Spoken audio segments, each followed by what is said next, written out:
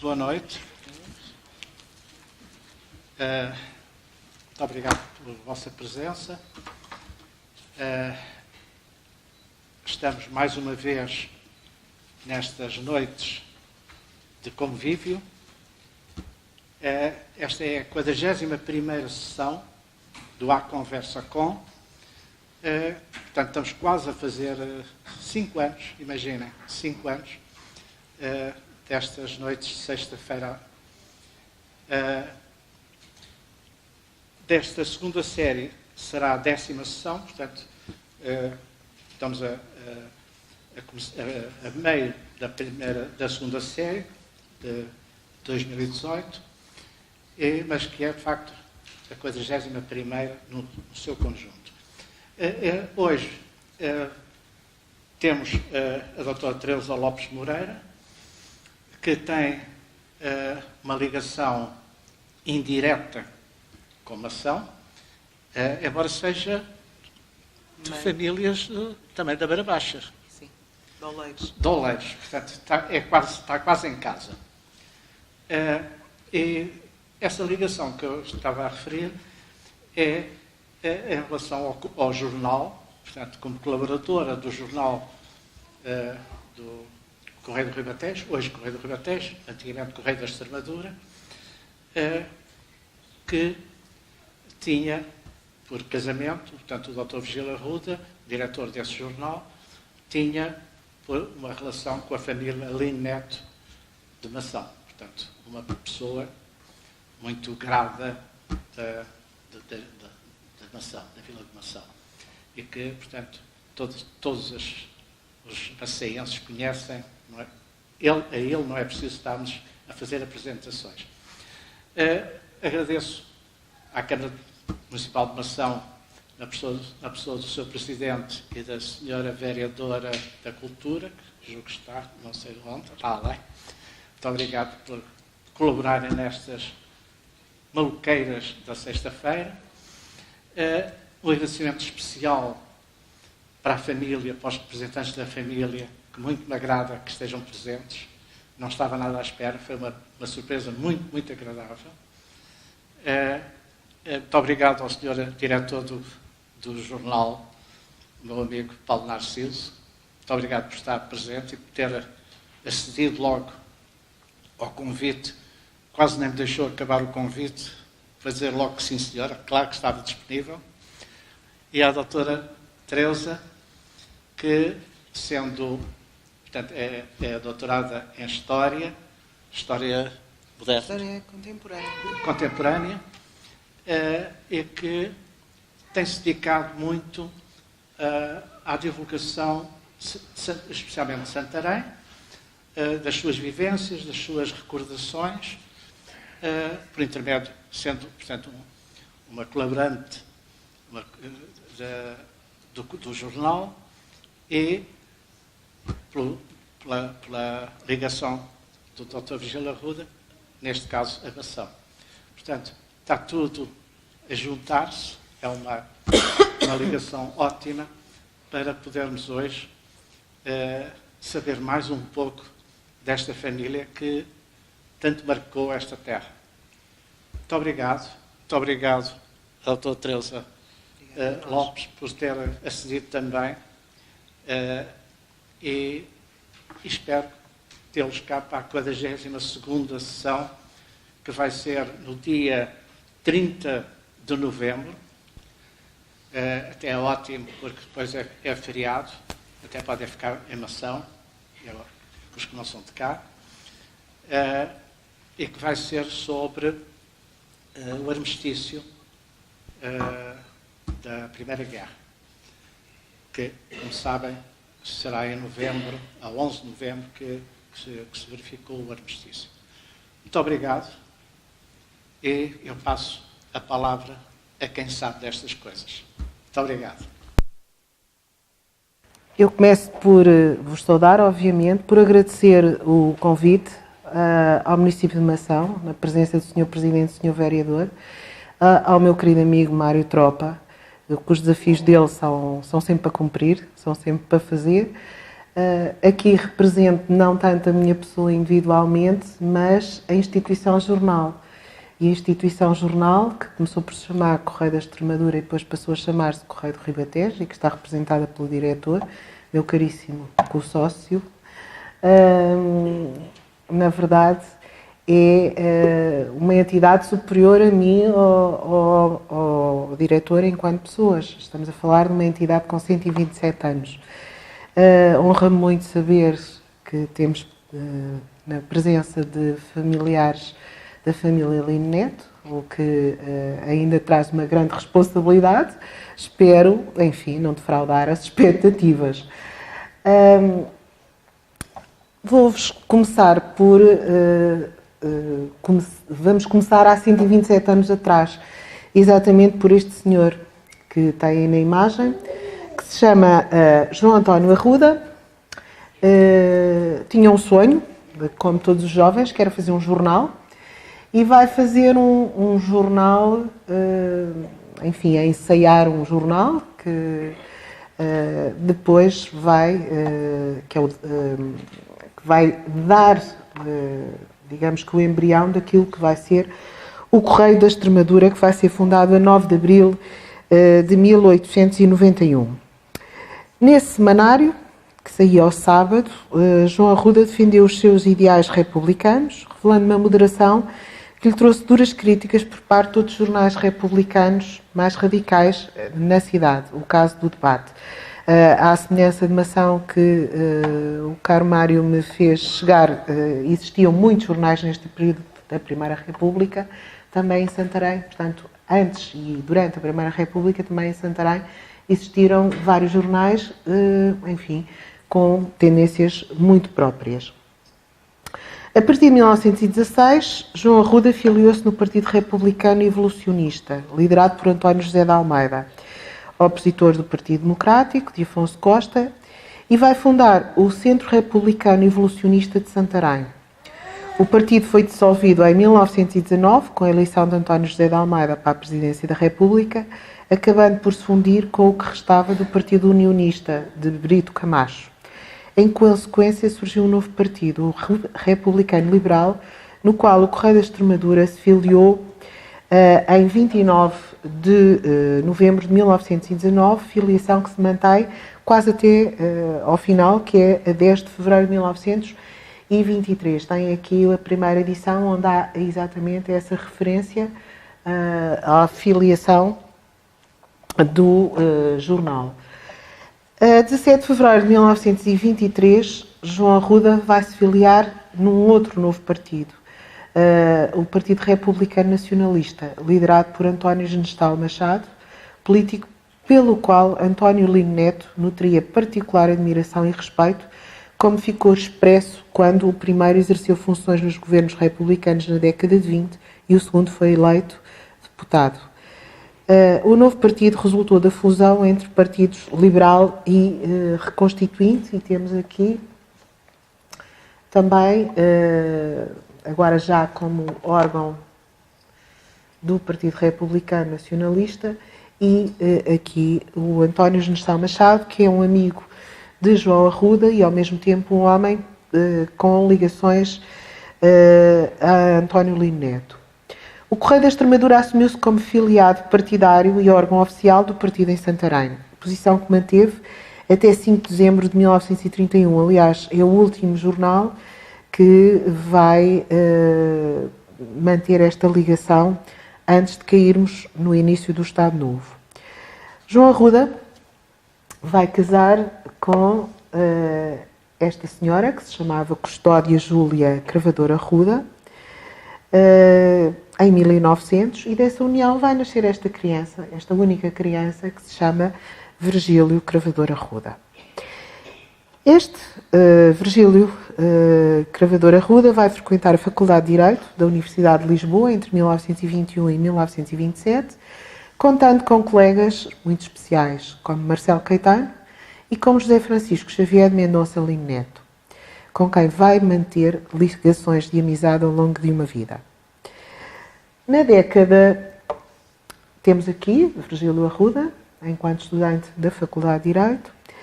Ao lado temos Susana Ruivo.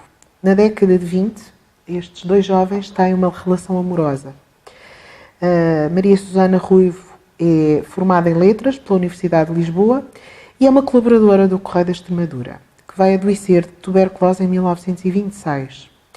A doença levou a longas estadias nos sanatórios do Caramulo, da Serra da Estrela, sempre acompanhada pelas cartas e visitas ou de Virgílio Arruda ou até mesmo da mãe de Virgílio Arruda, de Custódia Júlia. Também neste período o Virgílio vai adoecer, em outubro de 1928 vai adoecer, passa a expressão, de febres constantes. A família Arruda entra mais ou menos em pânico porque era o único herdeiro, era filho único, era o investimento da família e muito secretamente enviou para uma estância de sanatório, para um sanatório no Seixoso, na zona da Lixa, onde ele vai permanecer entre janeiro e julho de 1929 e onde a mãe lhe diz que ele devia ter juízo de cumprir os tratamentos como os médicos mandavam, à semelhança do que a Maria Susana fazia. Em outubro de 1929, surge a primeira ligação direta com a família Lino Neto, no Correio da Extremadura. Em outubro de 1929, Virgílio Arruda visitou durante alguns dias, aqui em Mação, José Lino Neto, conforme o atesta aqui esta notícia, de Mação, onde durante alguns dias foi hóspede do Sr. Dr. Lino Neto, regressou a Santarém, o Sr. Dr. Virgílio Arruda. Portanto, é a primeira notícia que o jornal documenta sobre esta visita. Em fevereiro de 1929, José Lino Neto já é advogado em Lisboa, tinha casado com Maria Emília Rebelo Pinto.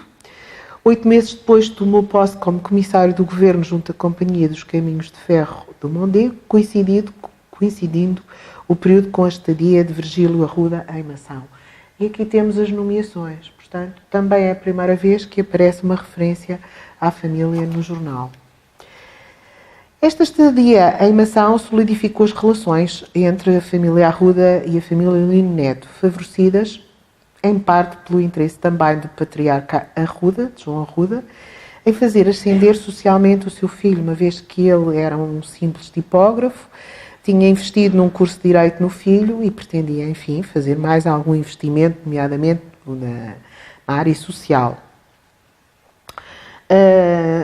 Por isso, considerando que Virgílio Arruda estava a dar os primeiros passos também como advogado, enquanto José estava em Lisboa, já num escritório a trabalhar, Virgílio estava a estagiar com Artur Proença Duarte, também um homem da Beira, da Idanha, que se fixou jovem em Santarém e onde permaneceu até à morte e que vai ser durante longos anos deputado da Nação durante o período de Estado Novo.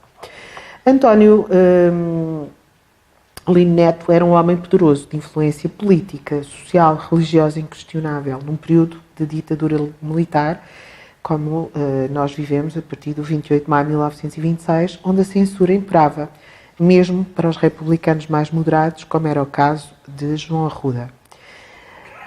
António Lino Neto, enfim, aquilo que eu vou dizer é prática conhecida aqui de Mação, nasceu aqui em Mação, a 30 de janeiro de 1873, sendo o primeiro filho de António Lino Neto e Rosa Correia Lino. Este pertencia a uma família que representava a elite política e administrativa em Mação.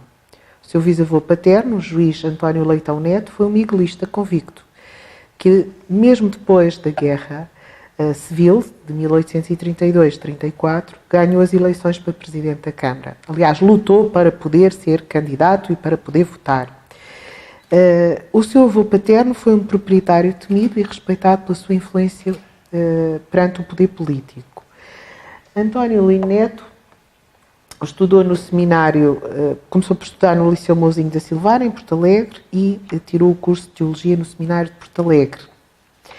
A morte do pai, em 1880, deixa-o ao cuidado da mãe e de um tio paterno, o sacerdote Raimundo Leitão Neto. Em 1894, mudou-se com a mãe e os irmãos para Coimbra, onde cursou Direito, enquanto lecionava num colégio. Não foram tempos fáceis.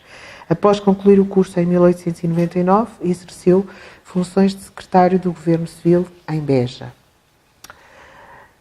Um ano mais tarde era secretário-geral do Governo Civil em Porto Alegre, quando aderiu ao Partido Progressista, provavelmente por influência deste homem, José Frederico Laranjo, que foi seu professor em Coimbra e que era, a partir de determinada altura, passou a ser o dirigente e o diretor do Distrito de Porto Alegre, que foi fundado em 1884 e onde Lino Neto passou a escrever em 1894 e com maior regularidade a partir de 18 de outubro de 1900.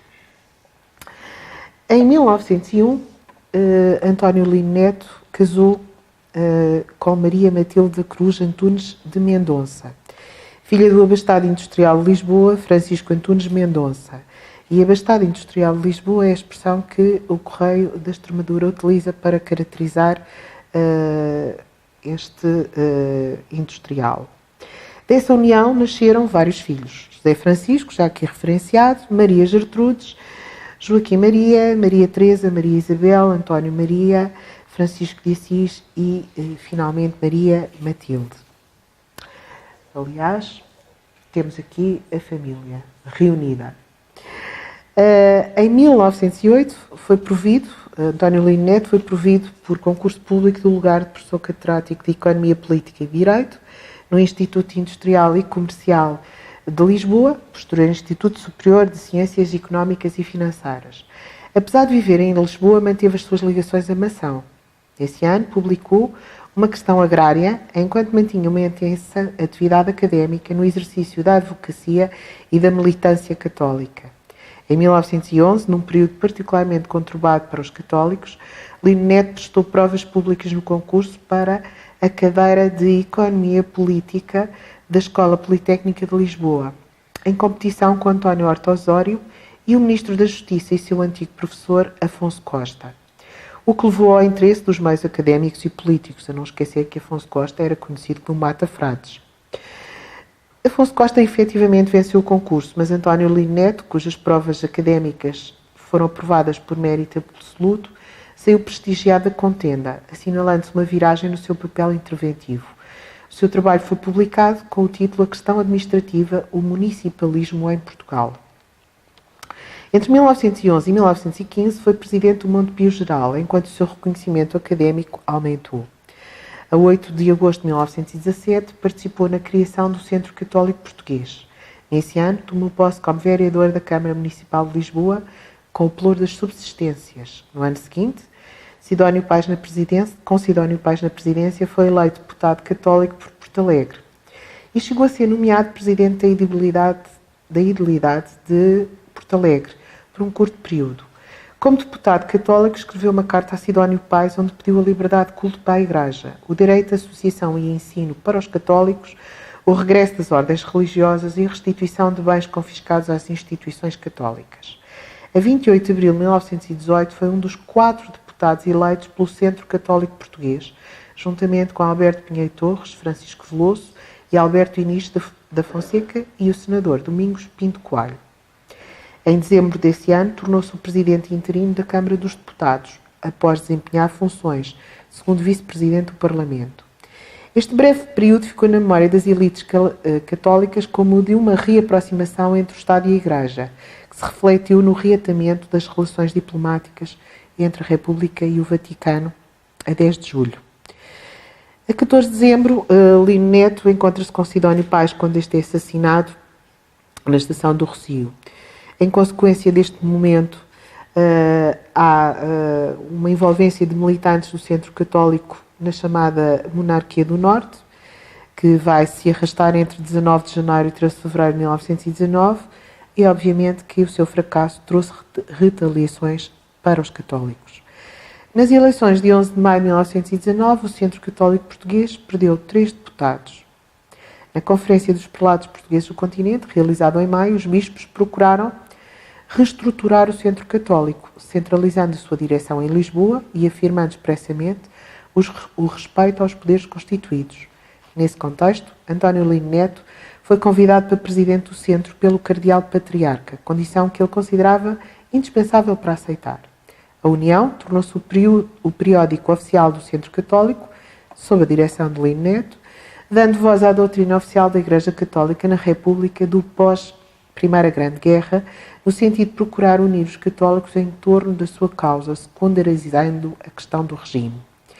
Este caminho trilhado pelo centro católico chegou a ser questionado por um homem influente aqui desta região também, o integralista José Pequito Rebelo. O primeiro teste eleitoral da nova direção do Centro Católico foi a participação nas eleições para a 5ª legislatura, a 10 de julho de 1921, onde foram eleitos como deputados António de Oliveira Salazar e José Maria Braga da Cruz, como senadores, os centristas Fonseca Garcia e o cônego Dias de Andrade.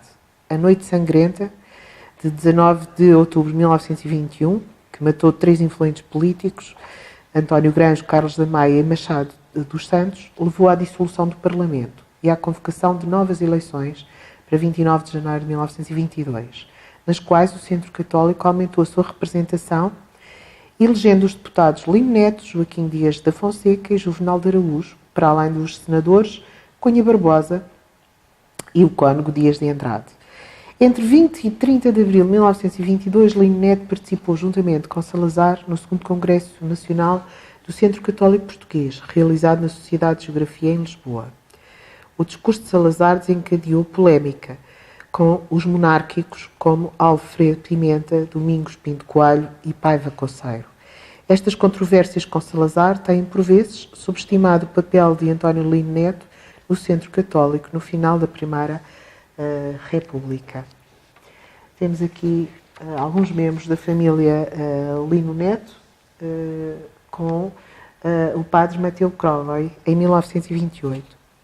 A partir de 1930, durante a ditadura militar, o Centro Católico foi sendo lentamente desativado. Temos aqui em 32 um retiro de advogados, onde temos aqui António Lino Neto e aqui um homem influente dos tempos que se avizinhavam, o cardeal patriarca Manuel Gonçalves Cerejeira. Em 1934, evocando a doutrina do Papa Pio XI de que os católicos não deviam interferir na sociedade, agremiados como tais numa força política, mas na ação católica, Lino Neto demitiu-se de presidente do Centro Católico com o objetivo de, cito, recuperar a liberdade política e retomar a advocacia e o ensino.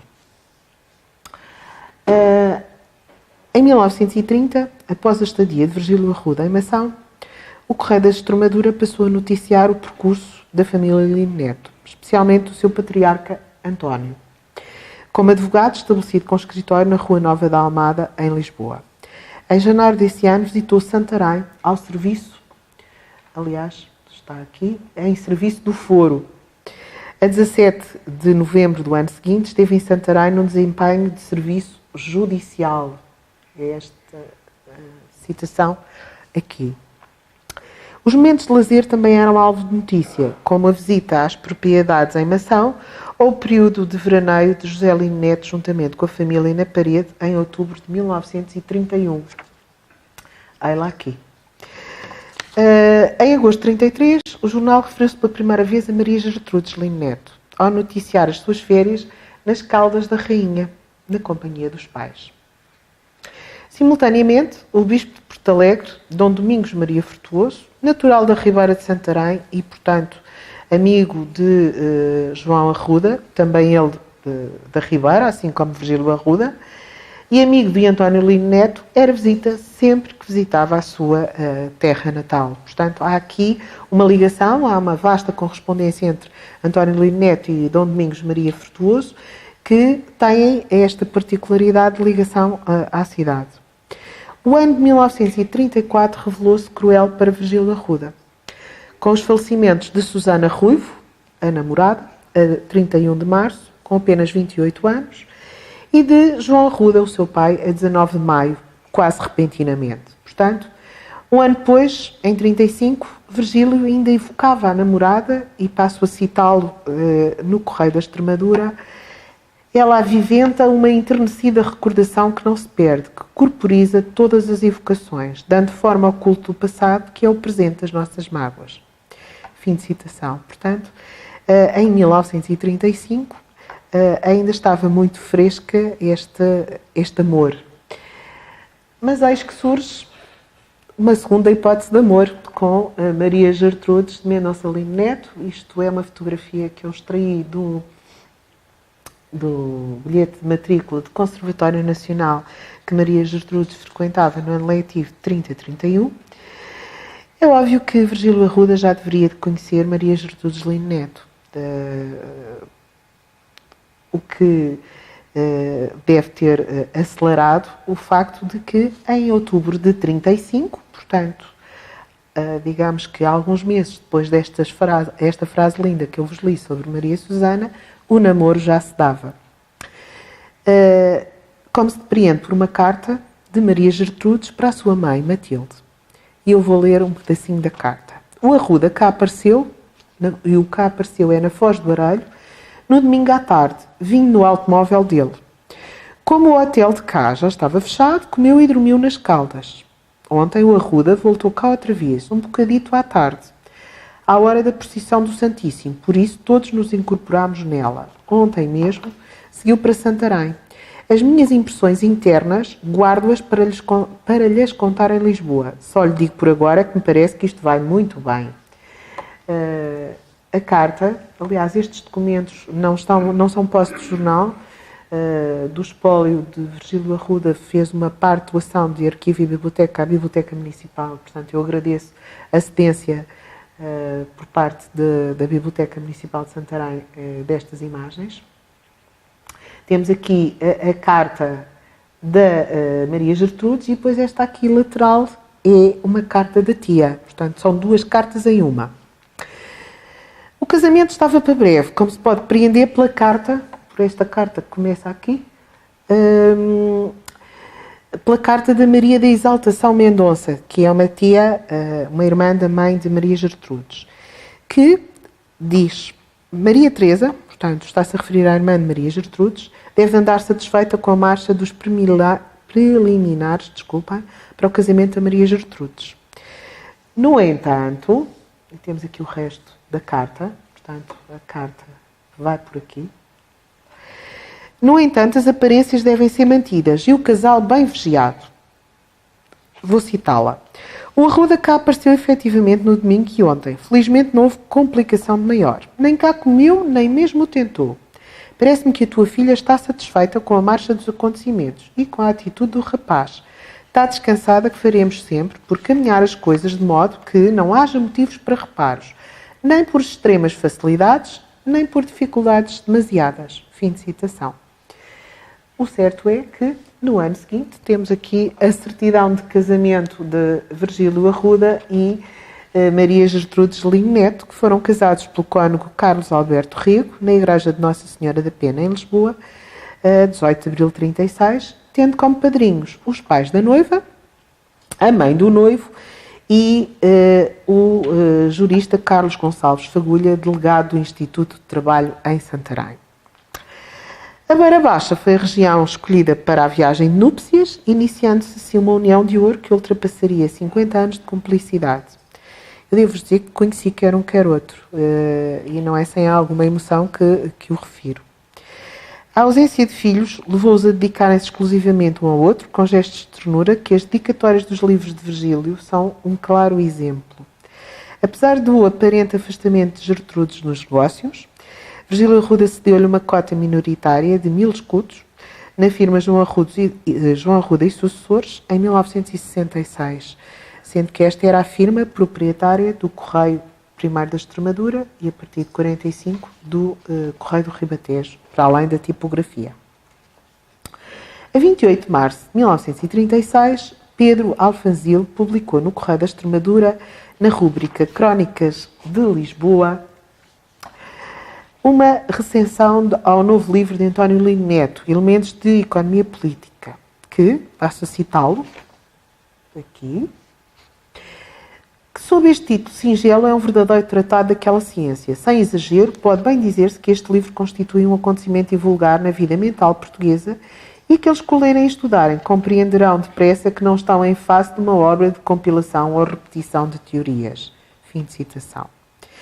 Virgílio Arruda, consciente, volto a citar, que não permite a modéstia do espaço de que dispomos, e a modéstia é o jornal, dar uma conscienciosa e desenvolvida notícia do valor deste trabalho do distinto professor, a que a imprensa da capital, de resto, já se referiu, com as elogiosas referências a que tem direito, pela atualização de cultura que representa e pela análise percussiente e esclarecida dos problemas que estão na ordem do dia em todo o mundo civilizado. Fim de citação.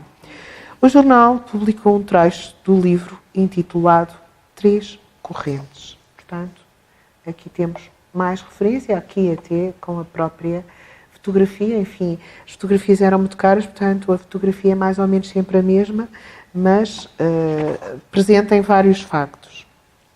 Temos aqui, novamente, mais uma referência a outro livro, no mesmo ano, uma vez que António Lino Neto publicou Adam Smith, fundador da economia política, e aqui está a referência também em 36. Em 1936, todas as passagens da família Lino Neto foram enumeradas. Março, maio, setembro, assim como a passagem do patriarca da família com o filho Francisco por Santarém. Portanto, há um constante roda viva de visitas familiares muito intensa nos anos 30. Temos aqui a tal referência à vinda de o ilustre professor a Santarém. A nomeação de António Lino Neto para vice-reitor da Universidade Técnica de Lisboa, em fevereiro de 38, foi noticiada na primeira página, como é óbvio, do Correio. Aqui temos, com a mesma fotografia, mas cá está a referência. A 14 de maio de 1938, António Lino Neto proferiu uma conferência cultural integrada numa série promovida pela Junta de Província de Santarém. O académico abordou o tema Municipalismo e Corporativismo em Portugal, função do Ribatejo no seu desenvolvimento, a obra municipal do Estado Novo, na presença do Ministro da Agricultura, Rafael Duque, também ele do Distrito. Em carta de 12 de maio desse ano, Virgílio Arruda agradeceu a vinda do sogro a Santarém e forneceu algumas indicações de caráter utilitário. E passo a citar. Está aqui a carta. Aproveito a oportunidade para enviar o artigo sobre Santarém, onde talvez meu pai possa tirar com rapidez os elementos para um esboço regionalista. Aqui há imenso interesse pela sua conferência. Estamos ainda em diligência junto à emissora o que nos está preocupando por ter de transmitir uma ópera do Politeama nessa noite. Era bom meu pai não deixar de trazer uma cópia da conferência para os correspondentes dos jornais, caso lhe seja possível. Fim de citação. A presença do orador em Santarém foi promovida pelo jornal, que deu destaque, como não podia deixar de ser, ao acontecimento, publicando integralmente o texto da conferência. Temos aqui vários aspectos. Eu não trouxe o texto todo porque é uma mancha enorme, mas de qualquer maneira dá para perceberem que a cobertura foi intensa. A relação entre genro e sogro estabeleceu laços de cumplicidade, como se pode verificar em expressões de uma carta escrita pelo primeiro a 1 de julho de 1939. E passo a citar. Se meu pai vir que convém fazer alguma diligência, antes disso, esperando as suas ordens. Outra citação. Logo que saiba alguma coisa de mais positiva, informarei meu pai do assunto. Fim de citação. Tal como se verifica na dedicatória de António Lino Neto para o genro, inserido no livro de 1938, O Ribatejo e sua influência no desenvolvimento do municipalismo e corporativismo em Portugal, ao meu querido Virgílio, com um grande abraço de muita amizade, oferece. A proximidade levou Virgílio a pedir-lhe apoio na sua progressão de funcionário público. Antes de 1940, solicitava-lhe ajuda para que o Ministro do Interior o requisitasse para se manter em Santarém, na Junta de Província do Ribatejo. O governador civil, Eugênio de Lemos, sugeriu a requisição ao Ministro da Justiça para que Virgílio ficasse no governo civil, ao serviço das festas centenárias. Perante este equilíbrio de alianças, não se esquecia sempre de, cito, agradecer tantas e tantas maçadas que lhe estou dando com o meu caso. Aqui temos uma carta de Virgílio Arruda. Em novembro de 1941, António Lino Neto jubilou como professor da Universidade Técnica de Lisboa e abandonou a advocacia, a fim de manter e até intensificar a sua intervenção pública em jornais católicos. A importância da propriedade agrária que defendeu foi citada na edição do Correio de 25 de setembro de 43, A 26 de fevereiro de 44, António Lino Neto publicou no Correio da Extremadura o artigo Função Social da Riqueza. O autor teceu comentários sobre a riqueza baseada na propriedade e afirmou, cito, o homem só pode ser verdadeiramente rico pelo que pessoalmente vale. E, quando não vale, não há bens nem poder que lhe durem. Fim de citação. Se em setembro de 1948 a família Lino Neto estava de luto devido à morte de Francisco Antunes de Mendonça, tio materno de Maria Gertrudes, também festejou o casamento de Matilde Lino Neto com José Pedro Sampaio. Em outubro de 1951 festejou-se as bodas de ouro do matrimónio entre António Lino Neto e Maria Matilde, na capela da sua residência, a Quinta da Várzea, em Alvega. E aqui temos a foto de família, em que estão o casal e todos os seus filhos, e Maria Gertrudes está aqui. Depois também temos as notícias sobre essa efeméride aqui representadas no... esta é sobre a morte de Francisco Antunes de Mendonça e esta sobre o festejo das bodas de ouro do casal Lino Neto. Em 1952, Virgílio Arruda voltou a precisar da ajuda do sogro. A possível promoção e transferência do magistrado e padrinho de casamento do casal Arruda, Carlos Fagulha, abria a vaga de delegado do Instituto Nacional de Trabalho e Previdência. Virgílio Arruda ansiava ascender a delegado do Instituto, como Maria Gertrude escreveu. Cito-a. Eu depois direi ao meu pai tudo o que soubermos, pois convém estar de sentinela, porque no caso do Fagulha sair, convém então mexer e trabalhar para o Virgílio ser delegado de Santarém, caso pudesse ser. Não quero que o meu pai se canse, nem se preocupe demasiado, mas isto para nós é muito importante. Fim de citação. Aqui está as cartas, assinado Maria Gertrudes.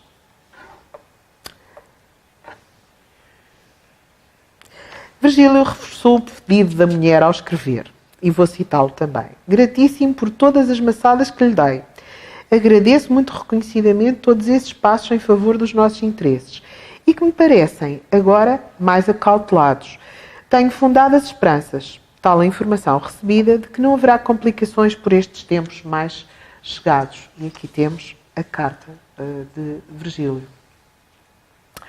A doença a partir de 1956 e o falecimento de António Lino Neto a 16 de novembro de 1961 foram seguidos pelo Correio do Ribatejo, que o definiu como um homem, passo a citar, de inteligência fulgurante, coração generoso, ação combativa, cultura e erudição, uma simpatia irradiante que conquistava o respeito e a admiração de amigos e adversários. Tais eram os traços dominantes da personalidade do professor António Lino Neto. A firmeza de convicções, a consideração pelos contrários, o espírito de tolerância nas relações humanas, a ardorosa atividade na cátedra, na tribuna e na imprensa fizeram dessa figura de professor, de parlamentar, de advogado e de jornalista um exemplo de homem superior, que o foi, e de verdade esse que Deus acaba de chamar a si, deixando um rastro de saudade que aviventa o seu perfil de lutador, de boa causa, de quem sempre se bateu pela verdade e pelo bem, e cujo nome faz reviver uma época bem dificultosa da vida portuguesa. Fim de citação. António Lino Neto foi homenageado em várias edições do Correio do Ribatejo, como em 27 de janeiro de 1973, por ocasião do centenário do nascimento, e em 18 e 24 de dezembro de 1981, evocando-se o 20º aniversário do seu falecimento, edições com textos do Monsenhor Moreira das Neves. A 20 de setembro de 1986 foi inaugurado um busto em bronze aqui em Mação, no âmbito dos 25 anos da sua morte, da autoria da escultora Stella de Albuquerque. O presidente da Câmara de Mação, Elvino Simões Pereira, presidiu a sessão solene nos Passos do Conselho, perante a presença dos filhos José, Francisco, que agradeceu em nome da família, Gertrudes e do genro Virgílio Arruda, que recordou o percurso de vida do homenageado. As mensagens do professor Joaquim Veríssimo Serrão e de Monsenhor Moreira das Neves foram lidas na sessão. O busto foi descerrado pelo bisneto mais novo, António Maria Vieira da Roda Lino Neto. Esta homenagem foi descrita nas edições do Correio de 19 e 26 de setembro, 13 e 10 de outubro de 1986, com textos de Virgílio Arruda, reprodução de todos os discursos e mensagens. Para esse trabalho jornalístico muito contribuiu o colaborador do jornal Em Mação, de seu nome Isidro Sequeira Estrela. A matriarca da família, Maria Matilde Mendonça, foi referida nas páginas do Correio como uma mulher doente e muitas vezes afastada fisicamente dos filhos e do marido, conforme comprovam cartas de família, especialmente de Maria Gertrudes para os pais. Segundo o Correio de Ribatejo, de 30 de dezembro de 39, a doença impediu-a de assistir ao casamento do seu filho António, sendo representada pela sua filha Maria Gertrudes. Esta estava fortemente ligada às irmãs, Maria da Exaltação e Gertrudes da Pureza, com quem visitou com frequência a filha e o genro em Santarém, especialmente na década de 30. Por vezes, também se fazia acompanhar do marido nestas visitas. As carreiras académicas e profissionais, assim como a vida pessoal de José, Joaquim, António e Francisco Lino Neto, são possíveis de seguir nas páginas do Correio. Como exemplo, tomemos a nomeação de José Lino Neto em dezembro de 1930 para conservador do Registro de Propriedade Automóvel da Circunscrição do Sul e em outubro de 1950 para conservador do Registro Automóvel em Lisboa. Este manteve uma intensa relação de convívio com o amigo Virgílio e com a irmã Maria Gertrudes, chegando a passar férias juntos na Parede e visitando-se de a miúde. Se o seu casamento em primeiras núpcias com Maria Emília Rebelo Pinto em 1929 não foi noticiado pelo Correio, o nascimento e percurso dos filhos do casal é possível de seguir, assim como a nomeação de seu filho António para veterinário na Estação Zootécnica Nacional em 1961. A notícia da morte de José Lino Neto, a 5 de abril de 1988, foi publicada pelo Correio 10 dias após o falecimento. As primeiras notícias sobre Joaquim Lino Neto e Maria Helena Vidal Patrício, as primeiras notícias sobre Joaquim Lino Neto referem-se ao casamento com Maria Helena Aires Seixas Vidal Patrício, em 1934, e à sua nomeação como presidente da Câmara Municipal do Gavião e conservador do Distrito Predial de Ponte Sor em 1937. Aqui estão as fotografias de ambos e a nomeação, a notícia sobre a nomeação. Os seus livros, O Município no Estado Social Corporativo e a Reforma Administrativa de 1936, foram alvo de uma recensão crítica na edição de 22 de fevereiro de 1941. O jornal felicitou pela sua nomeação para Governador Civil de Porto Alegre a 19 de fevereiro de 1941. As suas visitas a Santarém, o nascimento dos filhos, as suas férias em Espinho ou na Figueira da Foz também eram noticiadas, obviamente. No caso de António Lino Neto, talvez seja o que tem maior colaboração no jornal. Concluiu a conclusão da sua formatura em Direito pela Universidade de Lisboa em 1937. Aqui está, até sabemos que teve 17 valores, e preparou-se para fazer doutoramento, conforme se pode verificar pela notícia. A 16 de julho de 1938, tomou posse como delegado do Ministério Público na comarca de Nisa, conforme podem ver aqui também. Em janeiro do ano seguinte, o jornal intitulava-o como seu colaborador. E temos... saltei. Aqui, como seu colaborador. O seu pedido de casamento foi feito em agosto de 1939, realizando em setembro desse ano o casamento com Ana Maria de Rezende Mendes dos Reis, sobrinha do Presidente da Assembleia Nacional, José Alberto Reis. Aqui temos o pedido de casamento e a referência ao casamento. A 28 de novembro de 1941 iniciou-se a publicação do artigo O Ouro. Eu não trouxe os artigos, mas é o primeiro artigo que ele publica e que se chama O Ouro, Estalão Monetário Internacional, e que vai concluir durante 2 semanas após a primeira publicação. Outros artigos seguiram, fazendo de António Lino Neto o membro da família mais ativo ao publicar no Correio Moral e Ciência Política, a Libertação do Homem, em junho de 1946. Iniciou a rúbrica Dissertando, começando por publicar o artigo Os Direitos Individuais. Em novembro de 1947 aparece referido como antigo colaborador do jornal, para depois voltar a ser já outra vez colaborador. Em fevereiro de 1946 foi nomeado em comissão de serviço para exercer funções de juiz dos Tribunais de Trabalho, deixando as funções de delegado procurador da República na comarca de Faro. No final desse ano foi aprovado no concurso de juízes de Direito. São estas notícias. Em novembro de 47 foi nomeado subdiretor da Polícia Judiciária do Porto e em setembro do ano seguinte para o mesmo cargo em Lisboa, conforme sempre se pode verificar nas páginas do Correio do Ribatejo. Em 1957 foi designado para presidir ao Conselho Superior Disciplinar da Ordem dos Engenheiros. 3 anos mais tarde foi nomeado vice-presidente da Junta de Ação Social, onde era chefe de gabinete, o Ministro de Corporações e Previdência Social, Veiga de Macedo. Em outubro de 63, assumiu as funções de juiz, corregedor e presidente do Círculo Judicial de Lisboa. António de Mendonça Lino Neto foi eleito presidente da Corporação de Assistência em abril de 67. Entre 7 de novembro de 1973 e 25 de abril de 74, foi ministro da Justiça do governo de Marcelo Caetano na fase final do regime. Nesse período, o seu irmão Francisco combatia esse mesmo regime, integrado nas fileiras dos católicos opositores ao Estado Novo, especialmente à Guerra Colonial. Provavelmente o seu desalinhamento relativamente à sua conservadora família com ligações ao regime levou Virgílio Arruda e, por seu intermédio, o jornal a manter-se afastado deste antigo apoiante à candidatura do general Humberto Delgado à presidência da República em 58, enfim, do qual esta imagem é a mais conhecida. As notícias referentes a Francisco Lino Neto encontram-se balizadas entre 1937, quando esteve em Santarém com o seu irmão António, e 1947, quando foi nomeado professor do Instituto Superior Técnico, após 5 anos como assistente. A única exceção é a campanha eleitoral de 1969, onde se candidatou pela oposição ao Círculo de Santarém. A sua fotografia e um breve resumo biográfico encontram-se publicados, juntamente com a mesma informação dos outros candidatos da oposição. Estava-se em pleno fruto da Primavera Marcelista. As visitas de Maria Isabel, cunhada de Virgílio Arruda a Santarém, a partir de 1936, assim como os seus períodos de férias, foram noticiados até 1963.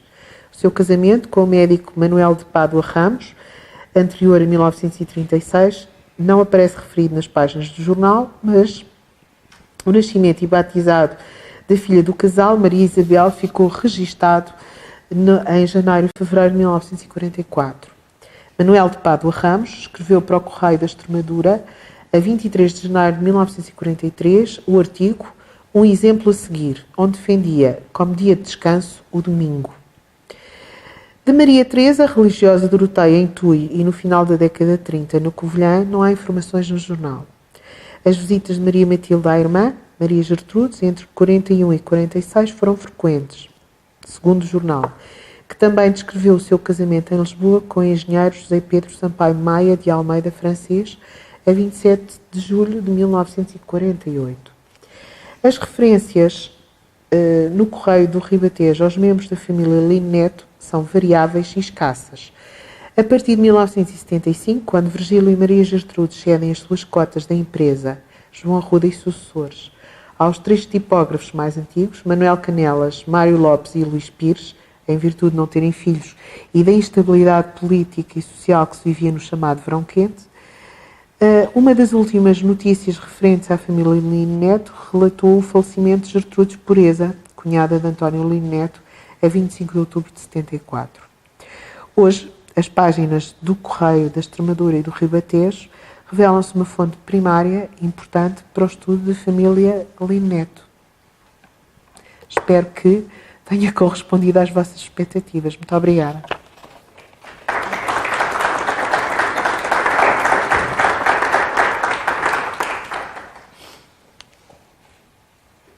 Não sei. Se alguém quiser fazer perguntas, desde que eu saiba responder, se não souber, pronto, não sei. Ter apresentado esta figura grata de Santarém, mas seria talvez interessante sabermos agora também alguma informação da família. Quer dizer, tivemos a assistir à opinião do exterior da família. Julgo que seria muito interessante também saber como é que a família não só tem a memória desse antepassado importante, como vê a sua obra. Não sei, estou a tirar um bocadinho a palavra para a família. Não sei se é abusivo, mas acho que era interessante saber, ouvirmos também a outra face. É difícil, não preparámos nada, como podem imaginar, mas o avô era uma figura muito grata à nossa família toda, porque era de facto um homem muito inteligente, muito afável, muito amável, tratava todos muito bem, inclusive à criançada, porque nós éramos criancinhas. O avô morreu, eu tinha 16 anos. Portanto, e ainda vivi com o meu avô há alguns anos, porque o meu pai era médico em Rio de Minhos e em Abrantes, e viviam os meus pais em Abrantes, em Rio de Minhos, e a mãe pôs-nos em Lisboa, em casa dos avós, no Colégio das Doroteias. Para irmos para o Colégio das Doroteias. E realmente acompanhei o fim do meu avô, que eu fui para lá com 12 anos, ele morreu com 10 anos, ele morreu, tinha eu 16. Mas era de facto, e ajudei-o imenso a fazer os arquivos, porque ele todas as manhãs se levantava muito cedo, ia à missa, tomava o pequeno almoço e ia trabalhar para o escritório, com 90 anos, quase. E eu ia ajudá-lo a arquivar os documentos. Documentos hoje que estão todos entregues na Universidade Católica pelos que entregaram. E que já foram escritas algumas obras sobre o meu avô muito interessantes. E nós ainda hoje temos muito boas memórias dos avós e dos tios e da família toda. Não sei o que mais. Me fala tu, que foste a neta mais velha. Não, eu agora fiz-me lembrar o rei do Ribatejo, porque nós tínhamos uma quinta perto de Santarém, ou perto do Cartaz, íamos muito a Santarém e ao Correio do Ribatejo. Não sei se lembra do meu irmão António, que já era bem mulher. Sim, ele era veterinário na Fonte Boa. Exatamente. E ia muito. Deslocava-se ao jornal até mesmo para pagar a assinatura, para dar assinante do jornal. E nós tínhamos muito contacto com os tios de Santarém e gostávamos muito, íamos à feiras de Santarém, tínhamos muito contacto com Santarém, gostávamos muito do sítio e da convivência com os tios.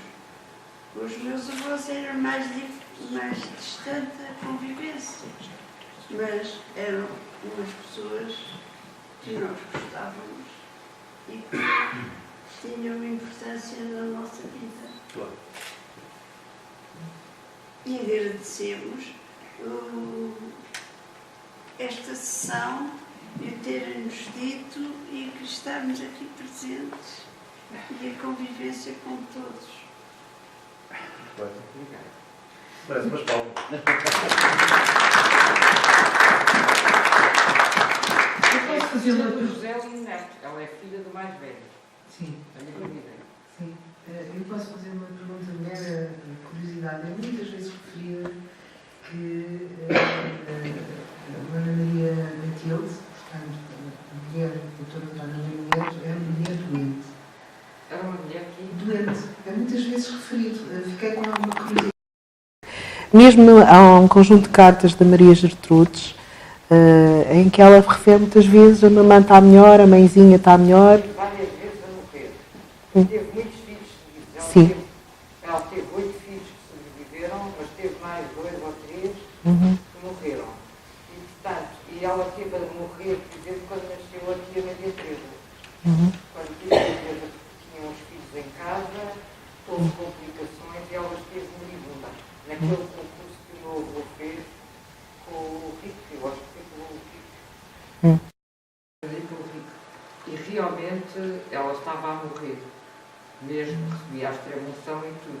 E a tia Maria Gertrudes viveu durante uns tempos em casa dos avós dela, portanto dos Mendonças, os pais da minha avó Matilde, porque a avó estava muito doente pelos meninos que atendem as complicações físicas que isso gerava. Eu penso que era essa a doença. Pois, porque é muitas vezes referido, fiquei com essa curiosidade, porque não, obviamente, ainda para mais sendo esse motivo, não é referido, mas é subentendido que é uma pessoa que está frequentemente doente. No entanto, acompanhava o marido imenso. Sim, viaja com ele à Madeira, à Espanha, eu fiquei... Exatamente. Sim. E realmente ela acompanhou-o sempre em tudo e eram muito amigos. Eram muito amigos. Sim, isso percebe-se. E profundamente católico. Isso era. Sim, mas a linha, digamos que António Lino Neto é um homem que segue uma linha em que acredita num tempo muito difícil. Não, eu espero que tenha ficado isso bem presente aqui. Quer ele, quer o próprio João Arruda vão defender causas em períodos muito difíceis, porque ambos acreditam em Sidónio Pais, o que é complicado. Não só porque o mataram, mas porque é complicado, porque estamos numa linha já de uma república já mais conservadora, e o João Arruda também acreditava que a ordem do país podia ser restabelecida com o Sidónio Pais, e o facto de que estamos perante, e eu fiz questão há pouco de dizer que o Afonso Costa era conhecido como mata-frades, para se perceber que não é fácil, num período é preciso ter imensa coragem para se defender algo em que se acredita perante uma Câmara de Deputados onde maioritariamente ninguém acredita. Ele chega a estar sozinho com 2 ou 3 deputados. Portanto, sim. O meu avô, quando era estudante, o primeiro exame que ele fez no primeiro ano da faculdade é feito com o Afonso Costa. E o Afonso Costa, eu não faço ideia que cadeira era, critica o dogma da virgindade de Nossa Senhora. E o avô defende de tal forma esse aspecto religioso que o Afonso Costa dá-lhe 20 valores. E a oportunidade de multiplicar o texto. Repare, ele que era anti-católico, anti-clerical, era contra tudo e contra tudo que era religião. E realmente dá 20 valores. E o meu avô torna-se famosíssimo nesta ocasião. O Afonso Costa tinha um respeito enorme pelo meu avô, convidou variadíssimas vezes para o governo, e o meu avô dizia: não tenho as suas ideias, eu não aceito. No entanto, quando o Afonso Costa fugiu para Paris, eu penso que foi depois da guerra e que estava doído, qualquer coisa assim, da Primeira Guerra Mundial. Foi depois da monarquia. Foi qualquer coisa assim, eu não sei exatamente a época. Dedica uma carta ao meu avô, entrega ao meu avô, que tome conta da mulher e dos sobrinhos. Essa carta está na Católica. Isso não sabia. Está na Católica, até naquele. E foi, a Católica editou um livro que é o acervo do meu avô, que é o resumo do acervo do meu avô. Sim. Onde essa carta também está. E também estão publicados alguns dos discursos destes primeiros anos de parlamentarismo. E nesses discursos, eu não li exaustivamente, mas passei mais por esses discursos. Aliás, comprei um livro porque queria ver. Falou das intervenções parlamentares. Eu queria várias. Porque queria ver o tipo de intervenções e achei curioso alguns aspectos. Para já, desmistificou-se na minha cabeça a ligação com Salazar. Acho que esse trabalho ainda não está feito. Apesar de haver muita coisa sobre ele, acho que não está feito um trabalho sobre exatamente aquilo que é de cada um.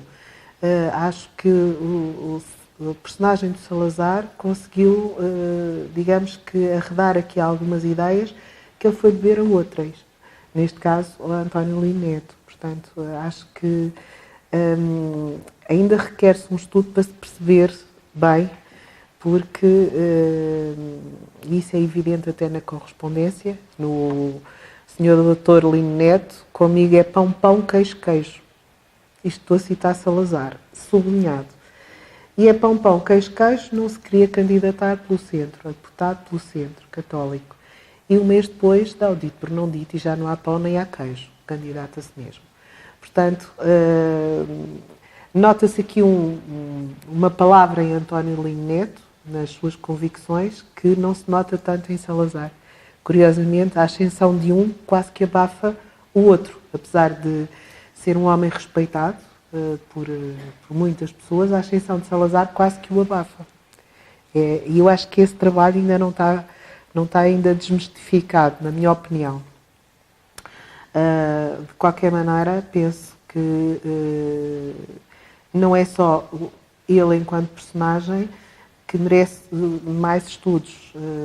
Parece-me que há aqui muitas figuras que eu tentei falar um bocadinho de todos aqueles que eu encontrei que merecem alguns estudos mais aprofundados, nomeadamente até o próprio filho, o António Lino Neto, que tem um percurso riquíssimo e que também não existem estudos significativos, ou então alguns destes textos nem sequer consegui perceber se eram textos que são publicados no jornal, não consegui perceber se estão publicados noutros locais. No caso do António Lino Neto, verifiquei no espólio que está nos Centros de Estudos Católicos da Universidade Católica, verifiquei que alguns recortes do Correio da Extremadura estão lá. Portanto, provavelmente alguém teve o cuidado de os guardar para chegarem ali, e isso leva... Eu, por acaso, dei-me ao trabalho de ver, mas existem recortes do Correio da Extremadura. No caso dos artigos publicados pelo António Lino Neto Filho, eu nem sequer consigo perceber se eles só estão publicados no Correio do Ribatejo. A estarem, isso revela também uma mais-valia. Enfim, estamos a falar de um homem que conseguiu uma grande ascensão política. E eu conheço uma outra carta que também é deste espólio do Virgílio Arruda, que foi entregue à Biblioteca de Santarém, que ele troca com o Marcelo Caetano, já no período em que o Marcelo Caetano está no Brasil, no exílio. E é em vésperas do António Lino Neto Filho morrer. Portanto, ele deveria estar doente e nota-se uma grande cumplicidade entre 4 homens, entre o próprio Virgílio Arruda, a carta é de Marcelo Caetano para Virgílio Arruda, e uma grande preocupação com 2 homens desta família, 2 filhos de António Lino Neto, o António e o José. Porque, no fundo, este acaba por ser o núcleo duro da família e da amizade com o Virgílio Arruda. Isto são meras informações soltas que eu vou recolhendo. Este trabalho, como calculam, isto é quase... Estamos a falar de 127 anos de jornais que saíram todas as semanas. Portanto, isto é quase como construir um puzzle. E algumas destas notícias são minúsculas, porque havia aquelas partidas e chegadas. E, portanto, aquilo tem, sem exagerar às vezes, se for no verão, para aí 50 entradas. Portanto, é preciso andar ali à procura. Portanto, isto é assim não é um assunto fechado. Isto é só um princípio de um estudo. Enfim, que eu tentei sair um pouco do jornal também para aquilo que tive cuidado de consultar outras fontes, nomeadamente essa da Universidade Católica. E devo-vos dizer que fico bastante satisfeita em nome das pessoas que fazem estes puzzles, destes historiadores que se dão estes trabalhos de andar aqui a juntar notícias para ver o que é que dá. Fico muito satisfeita por as famílias terem o cuidado de preservar os espólios. E o facto deste espólio ter sido preservado é uma mais-valia para os historiadores. E permite-nos saber muito mais coisas. Portanto, isso é... Sabe que a nível de igreja, o meu avô foi um homem muito importante, a nível da igreja católica. Sim. E como católico, ele foi de facto um homem... Aquela fotografia que mostrou do Padre Mateu, foi quando ele foi o Vaticano que pediu ao Padre Mateu que viesse informar-se da família, porque eles queriam que ele fosse nomeado como católico e não dependente nem de republicanos, nem de monárquicos. Essa é o tal Padre Mateu, que era um italiano do Vaticano, que passou um mês em casa dos nossos avós a conversar e a ver como é que a família vivia, se para o Vaticano nomear ou não como o homem que devia gerir o centro católico. E realmente acabaram por lhe dar a Ordem de São Carvalho, que é a mais alta condecoração que a Igreja dá ao lei. Que permite que ele entre A cavalo cavalo. no Vaticano. É verdade. O Estado do Vaticano. Isso é uma coisa Basílica de extraordinária. São Pedro. Na Basílica. Pode montar o seu cavalinho e É entrar verdade, é. no Estado. Mas Na Basílica. Não, Na Basílica. O que é um caso, enfim, espantoso, não é? Para mim, Para toda a gente. o senhor Doutor Neto vai entrar na Basílica a cavalo, é verdade, está ali Mas ele a não condecoração, entrou, ele não a entrou. mais alta condecoração do Vaticano. É. Mas a propósito da religiosidade do Dr. António Lino Neto, eu queria dizer duas coisas. Não sei se é nesse livro das intervenções parlamentares que tem o passo do Manuel Clemente. Se não é nesse, é num dos outros dois livros que foram publicados. Foram publicados 3 livros pela Universidade Católica, portanto, 3 belíssimas investigações. E é uma delas que tem realmente o prefácio do Manuel Clemente e que eu acho que deve ser isso, para se entender bem que tipo de religiosidade era a do Dr. Lino Neto. E dado até o período em que viveu tudo isso. Portanto, o Dr. Manuel Clemente diz que era ultramontano, portanto, na acessão mais pura e dura do conceito, ultramontano. Portanto, vinha de Roma, era isso. Para, nada de cismontano, era ultramontano. Lembro-me perfeitamente, a propósito da religiosidade do Lino Neto, sempre que vinha à maçã, a presença dele era sagrada na igreja. Ficava junto do altar de São João. Quem entra na igreja é o altar que está à direita. Ficava, portanto, colocado em posição de perfil para quem estava, portanto, quem estava sentado e ao longo da igreja, e era uma figura impressionante, com a sua cabeleira branca, etc. E depois, nas procissões, era sempre uma presença bem visível a levar o pálio à frente. Era o pálio, tantas figuras mais distintas e mais nobres da terra, que levavam o pálio, quando eu era jovem, quando eu era menino, e lá ia sempre o Dr. António Lino Neto. E a propósito do respeito que o Afonso Costa tinha ao professor Dr. Lino Neto, além daquela grande, não sei como dizer, aquele concurso que houve, não é? Em que ganhou o Afonso Costa, pois o Afonso Costa era político, não é? Mas dizem quem assistiu e quem leu, portanto, que de maneira alguma a tese ou a intervenção do professor Lino Neto não ficou nada diminuído. Portanto, digamos que se não fossem as politiquices, provavelmente era ele que vencia o concurso. Mas pronto, não podia ser, era o Afonso Costa. E o respeito do Afonso Costa pelo Lino Neto era tão grande que, a propósito, em determinada altura, os políticos aqui da terra, como é que lhe chamavam? Como é que se chamava? Não eram não eram os carpinteiros, eram hoje, ajude-me lá, Sr. Paralácio. Bom, eram os pedreiros livres, não é? Os pedreiros livres desmancharam a sacristia, sem um decreto, etc. Dr. Lino Neto pôs-se em ação e, passado 3 ou 4 dias, lá vinha publicado a anulação da Câmara. Portanto, a sacristia voltou a ser portanto, colocada nos mesmos moldes e tudo, que era para alargar a estrada, era um pretexto, queriam atacar a igreja. Portanto, vamos começar para a sacristia. Mas não conseguiram. E é muito interessante que depois, por exemplo, em 1926, quando houve aquela outra vez uma intervenção forte contra a igreja, as célebres ladainhas em Mação, em que prenderam o padre no confessionário, o padre Ventura. O padre Ventura estava a confessar uma noiva com quem eu tive o gosto de conversar numa festa do Pereiro há 1 ano ou 2, não é? No verão passado. No verão passado. E disse, isso eram meus pais, salvo erro. Os avós. Estavam a ser conversados quando veio as forças, na altura. Ela disse que confessou na igreja. Ela disse que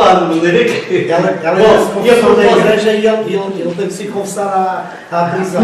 E a propósito disso, do tal espólio que está na biblioteca, está na Católica, lá há cartas do Padre Ventura e da família a comunicarem com o professor Lino Neto a prisão do padre e o que estava a passar para que ele interviesse e com a sua autoridade moral que a tinha, perante, mesmo em 1926, etc., para que todo esse incidente fosse sanado.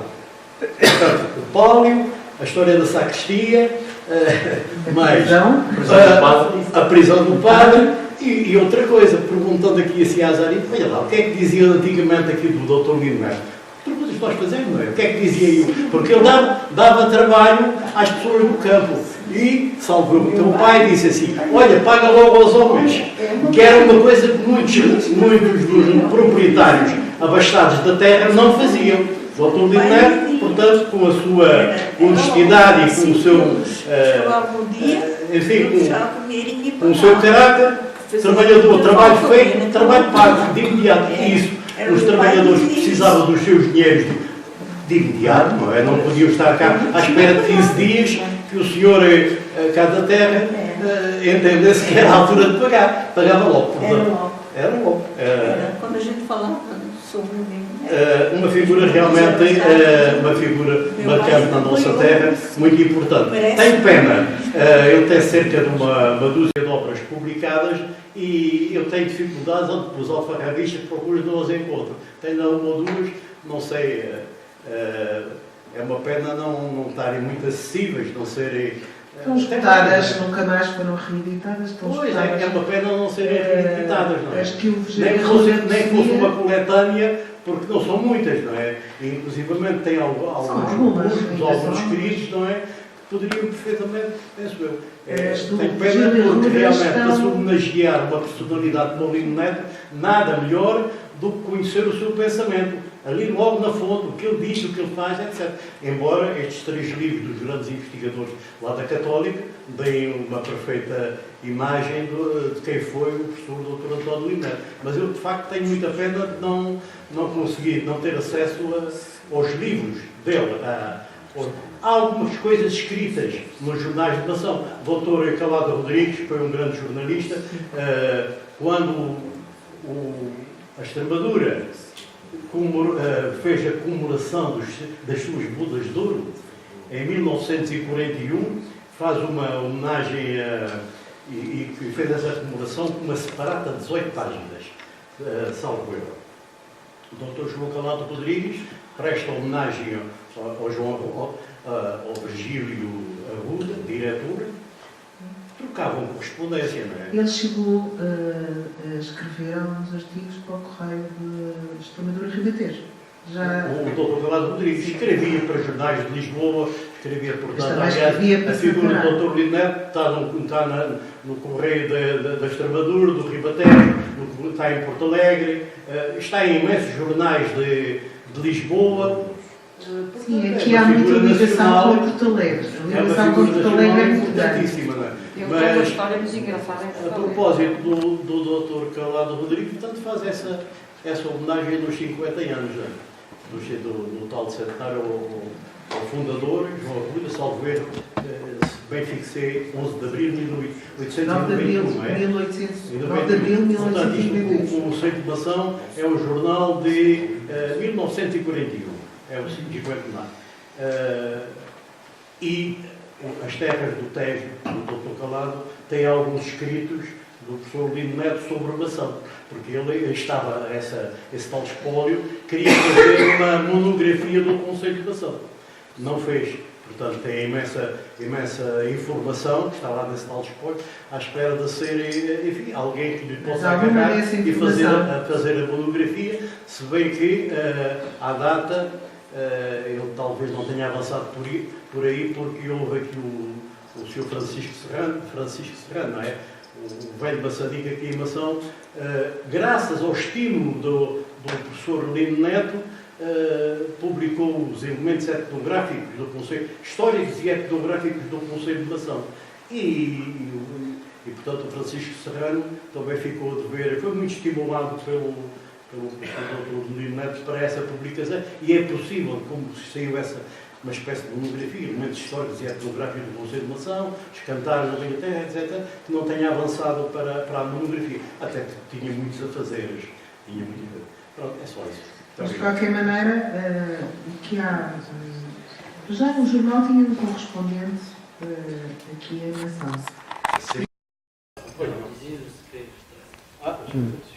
Tinha um correspondente que se chamava qualquer coisa Estrela. Não? Exatamente. Tinha um correspondente que aqui era correspondente para as notícias, mas também para angariar anúncios e assinantes. Portanto, fazia 3 em 1. Pronto, não é muito normal o jornal ter um correspondente tão longe geograficamente. Eu penso que tem a ver exatamente com as ligações que a família tinha à Mação. Por outro lado, há alguma informação interessante sobre Mação, sobre a criação do museu de Mação, sobre próprios aspectos da particularidade de Mação. Até recordo-vos que em 1936 há a criação da província do Ribatejo e Mação está no distrito de Santarém, portanto há aqui uma preocupação em fazer chegar informação dos cantinhos todos do novo Ribatejo. Portanto, Mação tem uma forte presença nesse período. E há uma grande proximidade exatamente com Virgílio Arruda. Pronto, portanto, alguma daquela informação está silenciada, porque, enfim, para já não há estudos significativos sobre o jornal. O certo é que muitas vezes pensa-se que o Correio do Ribatejo está só concentrado na cidade, e isso não corresponde à realidade. Enfim, há notícias dos concelhos mais distantes, como Ferreira ou como Mação, estão expressos no jornal. Enfim, a ligação Lino-Neto tem influência, mas não só. Portanto, há outros textos que passam um bocadinho ao lado da influência. Tem a ver também com as pessoas que Virgílio Arruda foi conhecendo na sua passagem por Mação. A verdade é essa. Enfim, quanto às obras, queria dizer que Virgílio Arruda possuía realmente obras autografadas pelo sogro. As obras estão à guarda da Biblioteca Municipal de Santarém. O jornal apenas tem uma. Sobreviveu aos nossos dias, porque como houve, enfim, separação dos bens, como foram, a doutora Arruda deixou a várias instituições, portanto, o jornal acabou por ficar aquilo que acabava por estar no jornal. Portanto, também nós enquanto jornal, também não temos muita informação. Aliás, as cartas que eu vos mostrei foram deixadas, foram entregues à guarda das bibliotecas. O que não me parece nada mal, porque as bibliotecas e os arquivos fizeram-se para estar ao serviço de todos nós. Aliás, são consultadas, são possíveis. Aliás, a prova é que eu trouxe aqui as imagens. Estas imagens foram digitalizadas exatamente para vos mostrar. Portanto, também para terem uma ideia, que se quiserem saber mais sobre, há um conjunto, não só eu escolhi estas cartas, obviamente, mas este conjunto tem cartas muito curiosas, nomeadamente tem umas cartinhas escritas pela Maria Gertrudes para os manos e para a mamãe e para o papá, do período em que ela está em Tui, que está no colégio. Portanto, que é uma menina para aí de 10, 11 anos, escreve aquelas cartinhas com a letrinha toda muito certinha, um beijinho para o papai e para a mamãe, e tenho rezado muito e já sei não sei quantas palavras em francês, e pronto, tem um conjunto de cartinhas muito curiosas que ela envia, e garantir que tem rezado muito pelos manos, e enfim. Portanto, não são só estas cartas, há um conjunto maior de cartas. que aborda temas diferentes. Também desta coleção também fazem parte cartas de Marcelo Caetano, excetuando uma, são todas do período em que ele está no exílio já no Brasil. Portanto, há um conjunto de informação que depois pode ser, de certa maneira, triada e, enfim, se nós juntarmos todos os puzzles, de toda a informação que nós temos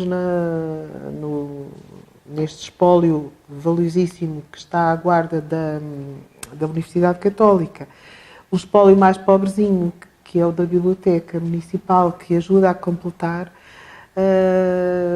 se formos ver tudo o que nós temos no jornal, nomeadamente o facto de termos a coleção de tudo o que está impresso, nós temos os jornais saíram em 127 anos, não houve paragem, saiu todas as semanas uma edição, portanto nós temos em 127 anos, todas as semanas saiu um exemplar de jornal, portanto isso ajuda a completar toda a informação, não é? Portanto, isto no fundo são pistas para quem quiser saber mais, quem quiser reunir mais informação, portanto, são todos bem-vindos ao barco da pesquisa. E os registros que o senhor focou ainda agora, que são os registros da memória da localidade, e o senhor registrou aí aspectos bem curiosos de se recordar, a figura imponente, o pálio, tudo isso, são registros que não se podem perder, que têm que ficar guardados, porque esses são aqueles que estão na nossa memória, não são os que estão escritos, porque daqui a uns anos esses não estão em arquivo nenhum, esses partiram. Portanto, esses é que urge manter, enfim, as vossas memórias de família, tudo isso é importante para ficar para o futuro, porque não estamos a falar do nosso futuro coletivo. E que aqui mexe não só com a história, nem com a política, nem com a sociedade, mexe com muitos aspectos, a religião, os próprios relacionamentos em período, enfim, aquilo que eu vi de correspondência que existe permite, por exemplo, fazer um relacionamento com os anos de governo do António Genestal Machado, que é um personagem importante para a vida de Santarém e que é um homem que João Arruda segue religiosamente em termos políticos. Portanto, a política do João Arruda e do jornal é a política do Genestal Machado. E é curioso que nas intervenções parlamentares é sempre apresentado com os discursos de António Lino Neto, são sempre apresentados com bastante respeito, porque é uma coisa que se calhar vale a pena dizer, é que aqui estamos a falar de um homem muito católico, mas um homem tolerante e respeitador. Porque ele tem tolerância, apesar de ele ser um homem tão próximo da Igreja, que corresponde-se com tudo o que é bispo, cardeal, padre, enfim. Quem se der ao trabalho de ir ver, e está de acesso livre na internet, há uma quantidade de figuras da Igreja infinita.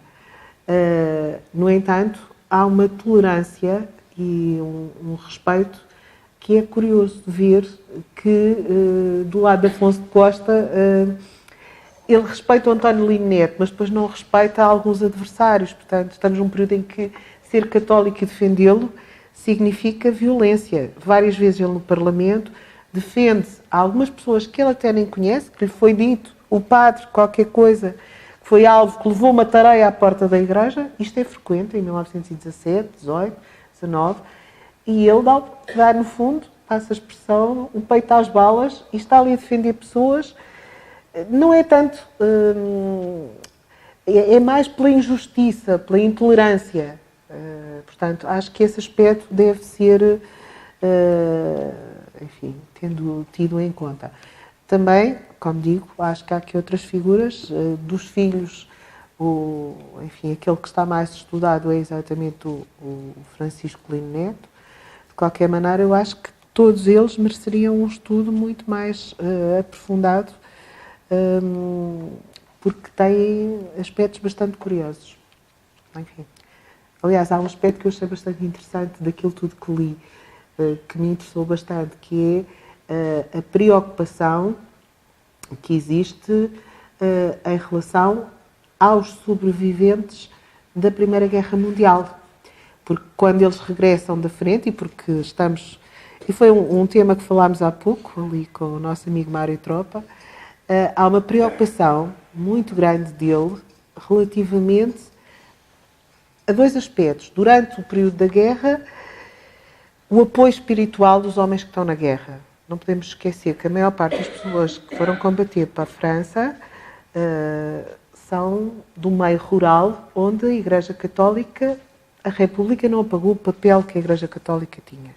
Portanto, estes homens precisam de apoio espiritual, precisam de estar apoiados, estão num cenário terrível de guerra. Não é? Há realmente capelões, mas são tratados com a maior indignidade no meio do exército, que é uma coisa que preocupa nos seus discursos, é nítido, que é, então vai esta gente toda para a guerra, quase não se enviam capelões, eu recordo que hoje em dia isso é habitual, não é? Figura espiritual perante um cenário de guerra, e aqueles que se enviam são quase tratados abaixo de soldado raso. Portanto, há uma preocupação nessa defesa. No final da guerra, com o que é que vem aí, ou seja, quais são os traumas que a guerra traz. Que gente é esta que voltou e que não está protegida, e que, enfim, hoje chamar-se-lhe stress de guerra, não é? Mas ele tem essa ideia e defende bastante, em alguns dos discursos que eu vi, exatamente esses aspectos, o que eu achei bastante curioso, porque não há muitos discursos de políticos, e ele aqui fala-os como político, é um deputado, não é? Não há muitos discursos políticos onde essa mensagem passa. E achei esse aspecto bastante curioso. Deixo aqui essa linha para, enfim, já que estamos tão próximos do centenário do armistício. Eu ia só acrescentar esse aspecto disto, quando foi lançado o Assembleia da República, o primeiro, o que presidia a sessão era o Jaime Gama, que era o presidente da Assembleia da República, que era socialista, não era católico, e que rasgou os maiores elogios ao meu avô, que nunca tinha ouvido tanto elogio como daquele homem, no aspecto da tolerância e do respeito na Assembleia da República. Realmente isso achei extraordinário. Ficou tudo espantado como é que era saliente naquele momento o aspecto da tolerância e da consideração por todo o ser humano. Num período em que ele foi parlamentar, isso era o que menos havia, era o respeito do ser humano. Eu falei aqui do domingo da Noite Sangrenta, por exemplo, que é uma coisa que impressiona imenso, é nítido nos discursos, impressiona imenso, porque numa noite uma caminhonete fantasma, salvo seja, mata 3 importantes políticos. Mas o meu avô refugiava-se na igreja de São Luís dos Franceses durante os períodos de tiroteio, porque ele era procurado também para ser assassinado. E a igreja de São Luís dos Franceses era território francês. E então ele refugiava-se lá. Várias vezes. E houve um caso também interessante, escrito pela Margarida Sérvulo Correia, que ainda é parente do meu avô. Os Sérvulo Correia são parentes. E que escreveu um livro sobre o caso de Barbacena, não sei se conheceu isso. Foi um caso defendido pelo meu avô a pedido do padre de Barbacena, que veio um dos proprietários das terras queria expulsar a população porque ele queria fazer outras coisas. E o padre defendeu a população e havia facada e tiroteio em pleno campo nos arredores de Barbacena. E o padre escreve ao meu avô, que era secretário-geral de Porto Alegre, e diz-lhe: acuda, olha, eu ainda sou seu parente, dizia o padre, e acuda porque esta gente é toda assassinada. E o meu avô vai defender a população de Barbacena, a pedido do padre. E defende, e vai para tribunal, e ganha, não ganha, mas em tribunal chegam todos a acordo. O meu avô encontra um acordo com a população e com o proprietário das terras, que então o meu avô convence o proprietário a deixar as pessoas ficar nas terras e a trabalharem as terras porque não tinham para onde ir, mas que lhe pagassem um tributo. E o senhor aceitou. E a partir daí o meu avô passou a advogado do senhor também. É engraçado, não é? E foi aí que ele ganhou grande consideração também, que o arcebispo de Évora, que era um homem muito influente, o Dom Manuel da Conceição Santos, na época, e que depois tornou-se um dos maiores amigos do meu avô. E esse livro foi escrito pela Margarida Servo Correia.